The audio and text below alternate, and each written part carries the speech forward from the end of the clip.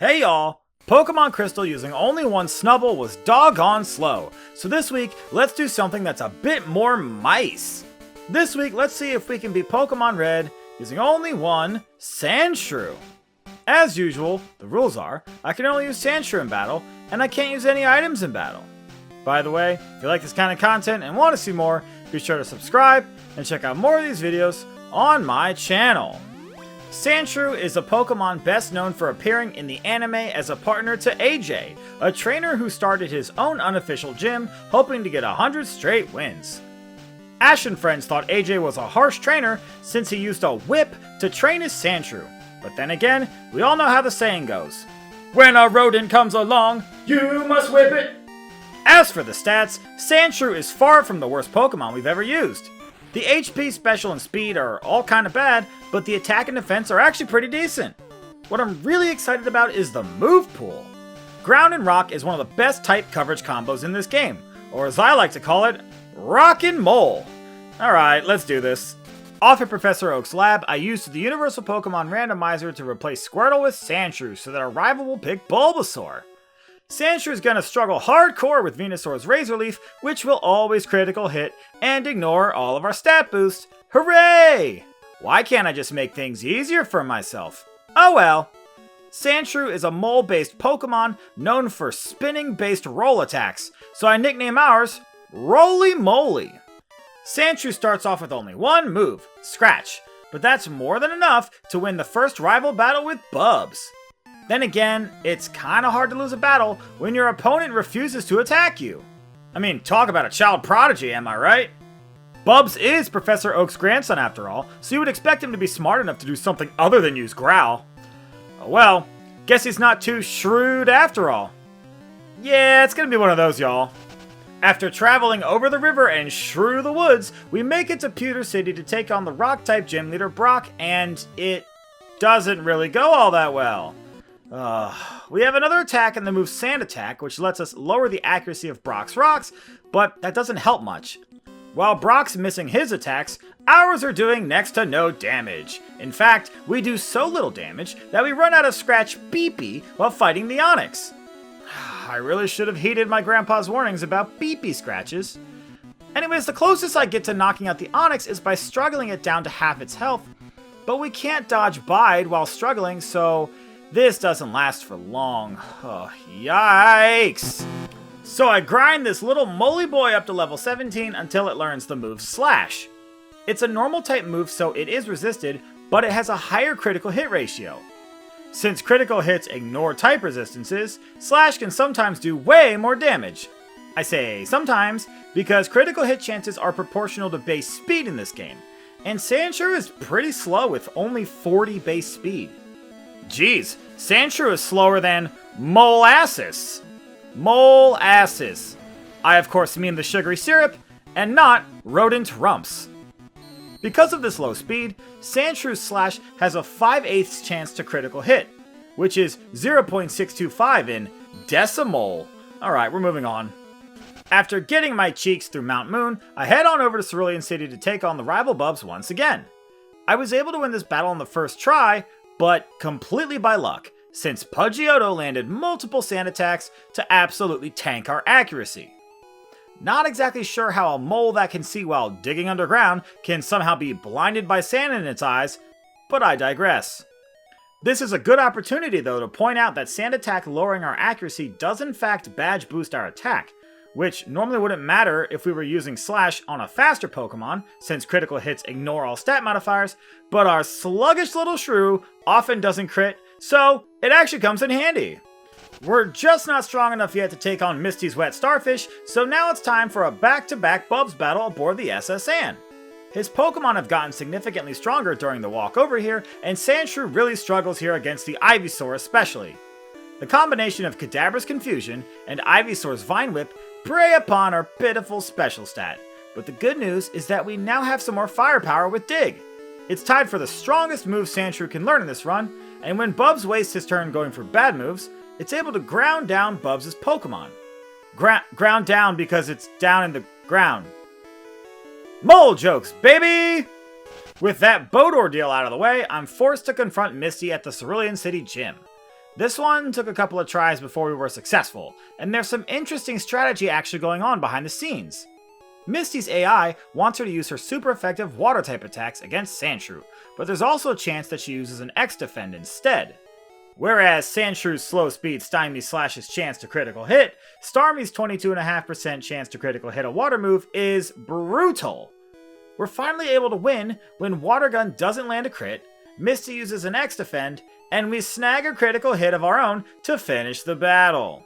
Next up is the battle with the electric-type gym leader Lieutenant Surge all the way back in Vermilion City, and just take one guess as to how this one went. We've got a ground-type rat with a ground-type move, he's got a couple of electric rats with electric moves.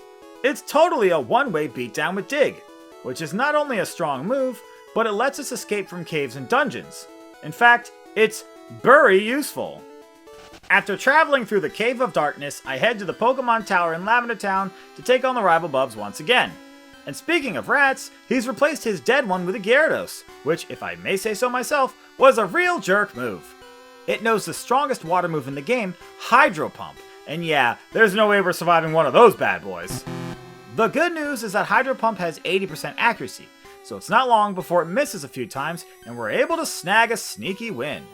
This is all possible thanks to the TM for Rock Slide that we got from the Celadon City department store, which we traded a little girl for a bottle of fresh water. Hey, look at that! We defeated water by buying water! Take that, California! Back in Celadon City, I tried taking on Erica, but yeah, no, not gonna happen. And I'll give you a hint, 2 words.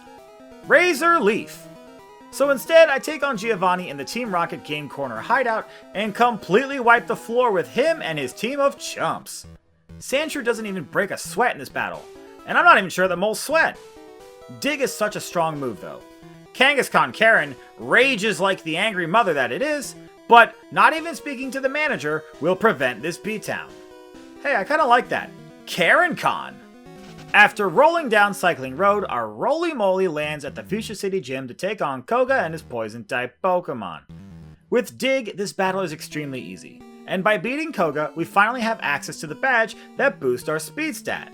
This is helpful to use with the badge boost glitch, since Sandshrew is about as fast as the American judicial system.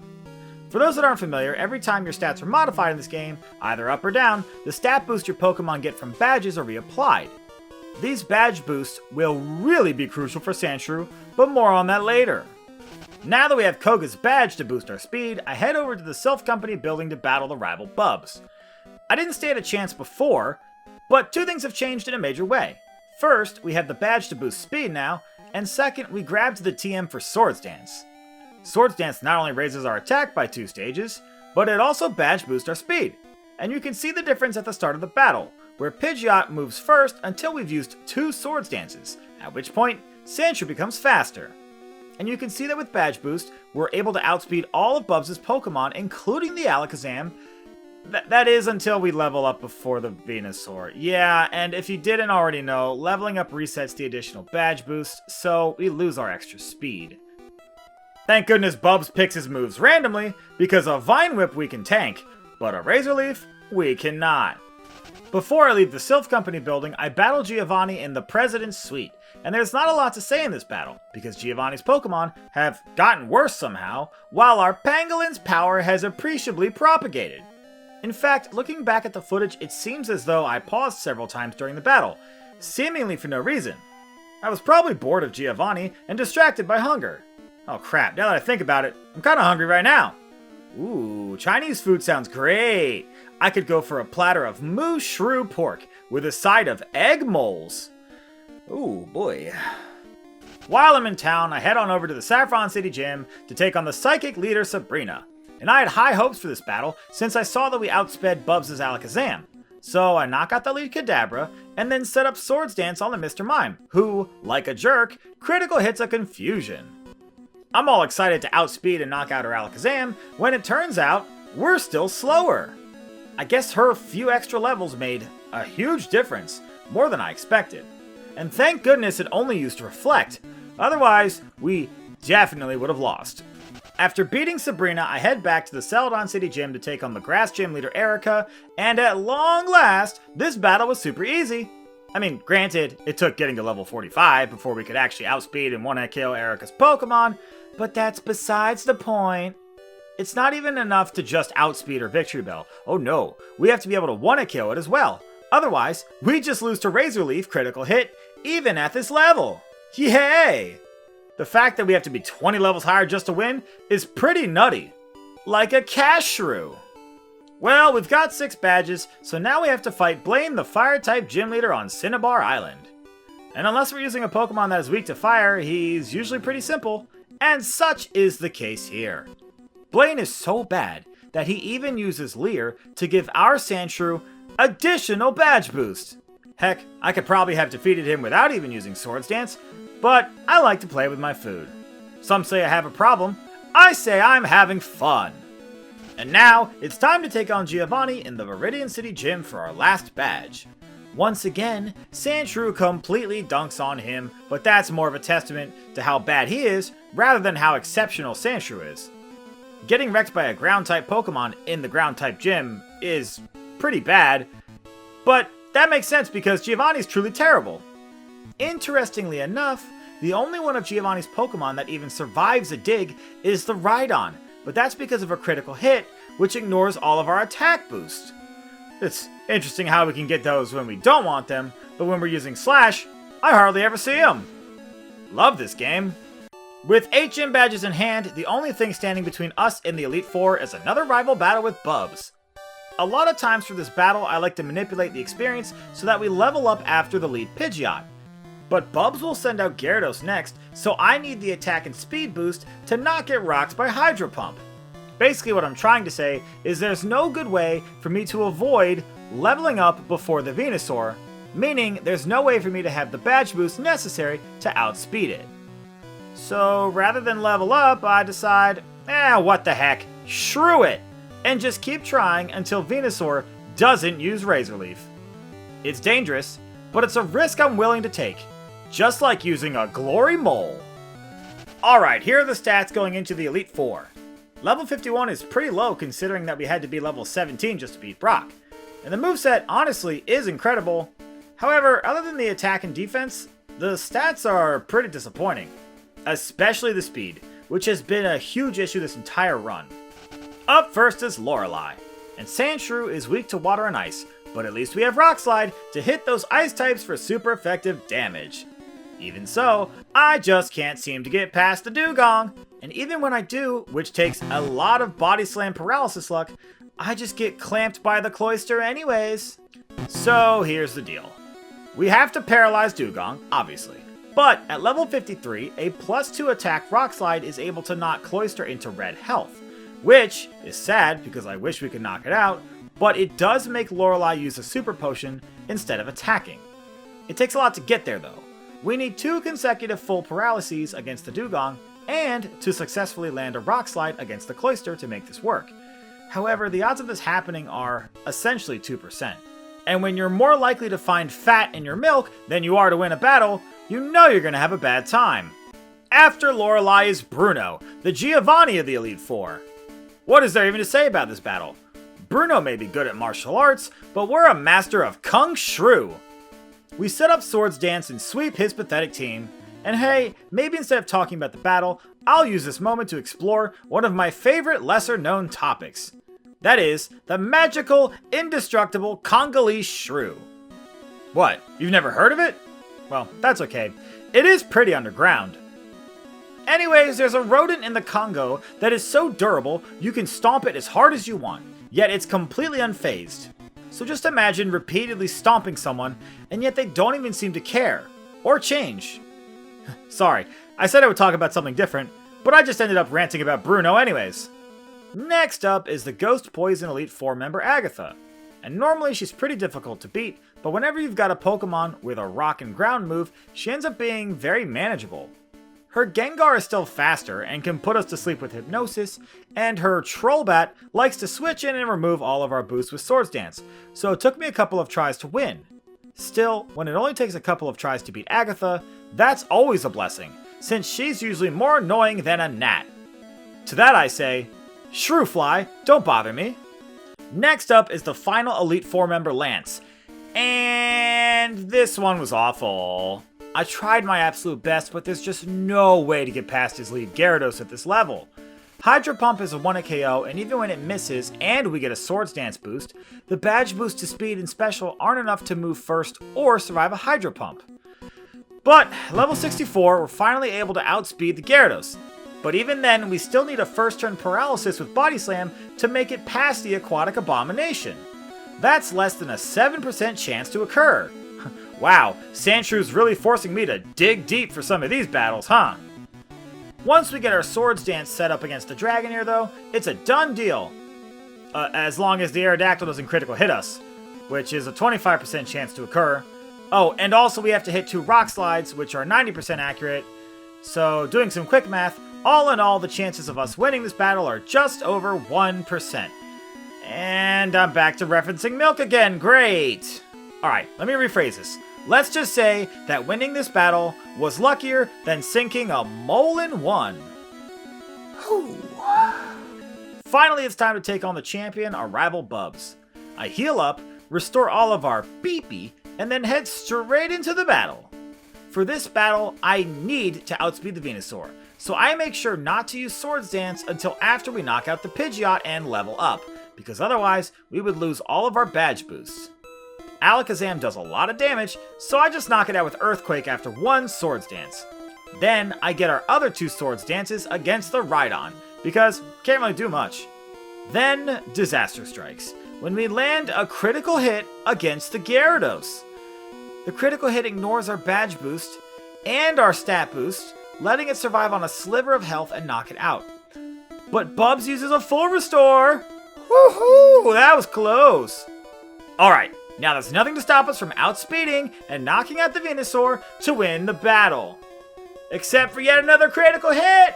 Oh boy, I love those! Ha ha ha ha, the best!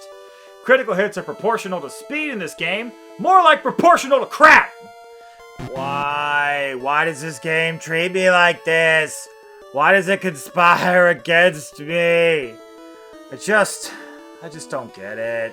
It's like the game is reading my thoughts. It knows how to get into my head. The hive mind is taking over. Game Freak could barely code a game, yet through their hubris, somehow managed to create the first sentient AI. And obviously, Blaine didn't get any of that computing power, but the champion Bubs is definitely cheating, because there's just no other way he can know exactly what he needs to do to push me over the edge week after week. This shouldn't be this hard. Things don't need to be this way. And just to confirm my conspiracy, we beat Bubs at level 66, which is of course the number of the beast, hammering home the point that this game is demonic and I need to stop playing. But on the bright side, the challenge is over. And you know, most of the run was really fun, but my god, that last stretch felt pretty unfair. Almost as if the AI knew what I was thinking. Well, the only way it could have managed that is if it had a mole on the inside. Ha ha! Anybody else sick of these puns yet? Shrew and me both. Well, as always, I want to thank you for making it to the end of this video. These videos are a lot of fun, but also a lot of work, so I really do appreciate it. And there's a playlist on my channel where you can find the rest of my Pokemon Challenge videos if you want to check those out as well. And if you like this kind of content and want to see more, be sure to subscribe and enable notifications so you'll know right away the next time one of these episodes is uploaded. And if you want early access to these videos and to have your name listed in the credits, consider becoming a member or also joining on Patreon. And let me know in the comments what other Pokemon you want to see, and I'll probably do it. Next week, we're doing something very special. I'm going to beat the Pokemon trading card game for the Game Boy Color using only 1 Pokemon card. That's right, it's an absolutely insane project that I've been working on for quite some time now, and I can't wait to share it with you all. Anyways, until next time,